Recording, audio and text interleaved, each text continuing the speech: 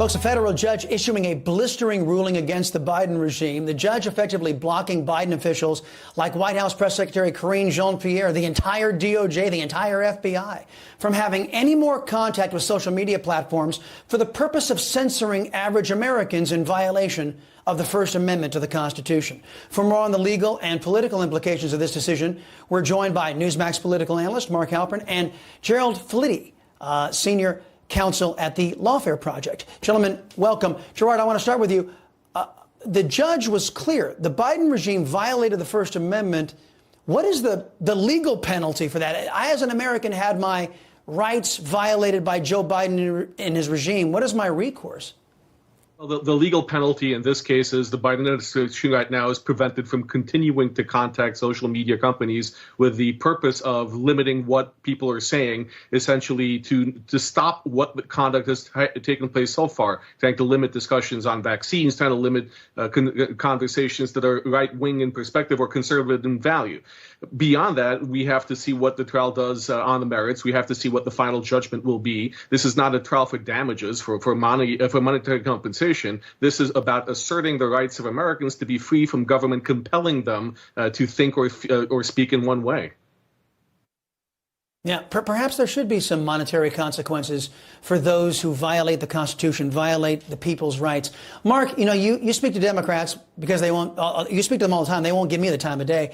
Do any of these headlines that we're dealing with now, cocaine at the White House, the regime violating the Constitution, are any of these Democrats tired of defending this stuff? Well, privately, sure, but they circle the wagons because of their overriding concern that Donald Trump not be elected president.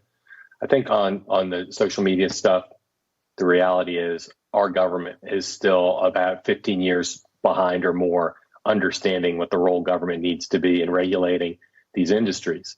And you see Democrats with a lot of friends located in Silicon Valley taking advantage of the lack of rules of the road to do what they wish, to use their power, the governmental power, to try to infringe on speech. Now, one district court judge issuing a ruling on a national holiday, I'm not sure that will hold up. But the underlying themes and the history behind what he was saying was a violation, some serious stuff and some important American history. Yeah, and before I go back to Gerard, just the headline itself, Mark, I mean, cocaine found at the White House. To my knowledge, that's a first. Yeah, look, there's lots of speculation about what this is about. It's hard to come up with a narrative that's a good news story for the White House or anything but pretty problematic. But let's wait and see what it is, because this could be super problematic depending on the circumstances. And I know there aren't security cameras everywhere in every building in every city, but I guarantee you there's some security footage that will shed light on this, and we'll see how quickly we see that. I am hoping that Newsmax is putting out FOIA requests to get their hands on that video as we speak. Gerard, to the bag of cocaine found in the West Wing, I can't believe those words just came out of my mouth. That our nation has fallen this far. The New York Times is reporting Secret Service is examining how the drugs ended up inside the White House. Well, we don't know right now, but some reports indicate that the cocaine could be traced back to Hunter Biden. What impact do you think this is going to have on his sweetheart plea deal from Merrick Garland's compromised Department of Injustice?